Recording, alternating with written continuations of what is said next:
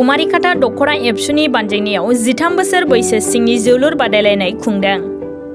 बर' माहारिनि गोबां सुबुंफोरानो जोलुर गेलेनायजों गोथौ सोमोन्दो दङ आरो जोलुर गेलेनायनि गेजेरजों गावनि मुंखौ हादरारि आरो रायजोआरि थाखोआव लाखिनो हादों।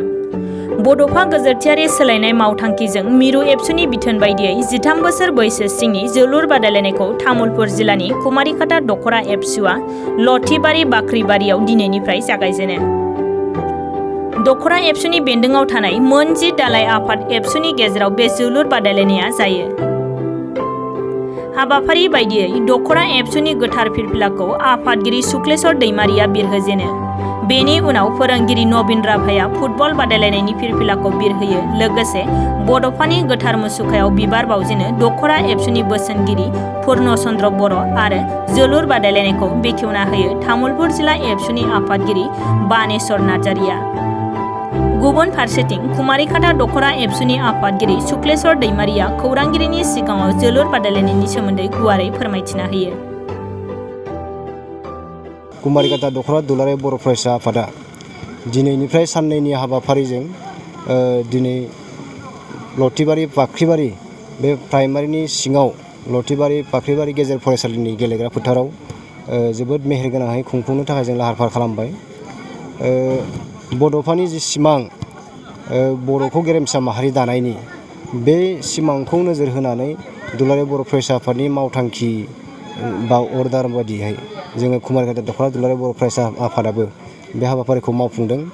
जों मिजिंथिदों जोंनि बे मावथांखिनि गेजेरजों निस्सय जोंनि जि लाइमोनफोरखौ बा उन्दै उन्दै जोंनि जि फरायसा फरायसुलिफोरखौ जोङो थुलुंगाखां होनो हागोन बा बिथांमोननि जि देहा मेलेम बे जौगासारनायनि निस्सय बे खामानि जागोन।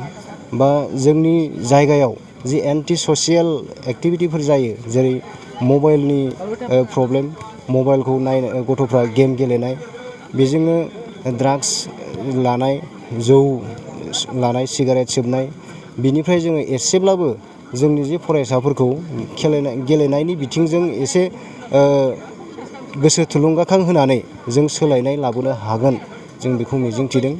निस्सय बे हाबाफारिखौ जोङो फैबाय थानाय समाव खालामबाय थागोन। दिनै बियो 13थि गेलेनाय बादायलायनाय निस्सय बेबादिनो फैबाय थानाय समावबो जोङो मावफुंलांनो हागोन होननानै मिजिंथिनानै जोंना दालाय आफादफ्रा मोन 10 दालाय आफाद दङ दख'रानि सिङाव। मोन 10 दालाय आफादनि मोन 10 टिम बेवहाय बाहागो लादों।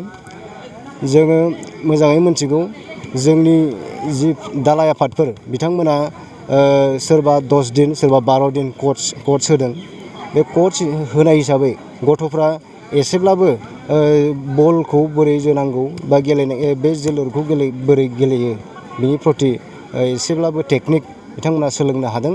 दा बे सोलोंनायनि गेजेरजों जों निस्सय जोंनि दख'रानिफ्राय जि सेलेक्सन जागोन जाय टिमा बे टिमखौ जिल्ला लेभेलाव गेलेनाय बे बादायलायनायाव बाहागो लाहोगोन।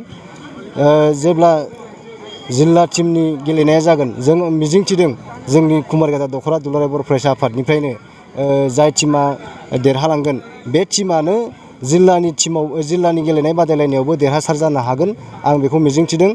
आरो बे टिमानो निस्सय दुलाराय बर' फरायसा आफादनि जि सेन्ट्रेल कमिटिनि जि बादायलायनाय जागोन बे बादायलायनायावबो बाहागो लाहैनो हागोनखौ आं मिजिंथिदों। 30 बोसोरनिफ्रायनो देहायारि जोथोननि बिथिङाव बुहुमनि बयजोंबो फोथायजानाय लोगोसे साबसिन आरो रावजोंबो रुजुजायै गोरोन्थि गैयै फिथाइनि रादाय होग्रा एप'ल' डायग्नोस्टिक्सआ नोंथांमोननि साखाथियाव सौफैबाय। बे एप'ल' डायग्नोस्टिक्स सेन्टाराव थैजों सोमोन्दो थानाय गासिबो बेराम कभिड-19 बेराम खि हासुदै आरो गुबुन गुबुन बेरामनि आनजाद खालामनाय जायो। नोंथांमोनहाबो आनजाद खालामफैजानो हागोन। थंआ जाबाय क'क्राझार टाउननि मालदां बाजारनि साखाथियाव थानाय रिलायन्स पेट्रल पाम्पनि उल्टाथिं। रोखायै मिथिनो थाखाय नोंथांमोनहा 6001517103 नाम्बाराव सुलु लानो हागोन। एप'ल' डायग्नोस्टिक्स सेन्टार क'क्राझार।